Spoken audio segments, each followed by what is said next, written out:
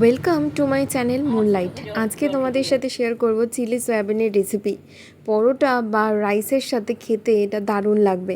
প্রথমে সয়াবিনগুলোকে সিদ্ধ করে নিয়ে ভালো করে জলটা চিপে নিয়ে একটা বোলের মধ্যে সয়াবিনগুলোকে নিয়ে স্বাদ অনুযায়ী নুন, আদা বাটা, রসুন বাটা, সয়া সস আর একটা ডিমকে ফেটিয়ে নিয়ে ওর মধ্যে দিয়ে দিতে হবে।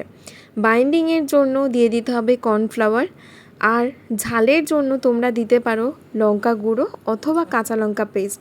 ভালো করে ম্যারিনেট করে কিছুক্ষণ রেখে দিতে হবে। কড়ার মধ্যে সাদা তেল গরম করে একে একে সয়াবিনগুলোকে ভেজে নিতে হবে। এগুলো শুধু মুখে খেতেও দারুণ লাগে।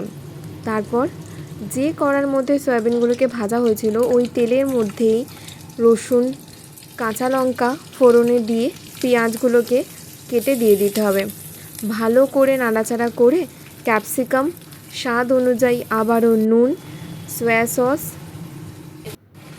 দিয়ে সয়াবিনগুলোকে দিয়ে দিতে হবে যেগুলো আমরা ভেজে রেখেছিলাম। তারপরে উপর থেকে সস দিয়ে দিতে হবে। আর একটা বাটির মধ্যে জল নিয়ে ওর মধ্যে একটু কর্নফ্লাওয়ার ভালো করে মিশিয়ে রেখে দিতে হবে। সয়াবিনটা থেকে তেল ছেড়ে এলে ওই জলটার মধ্যে দিয়ে আরও কিছুক্ষণ নাড়িয়ে নিতে হবে। আর একটা ট্রিক যেটা মা করে, কড়ার মধ্যে সাদা তেল গরম করে লঙ্কা গুঁড়ো আর টমেটো সস দিয়ে একটা সস বানিয়ে নেয়, যেটা দিলে কালারটাও সুন্দর হয় আর খেতেও টেস্টি হয়। নামানোর আগে চিনি দিয়ে সার্ভ করো গরম গরম। আজকে শো স্টপার চিলি সয়াবিন।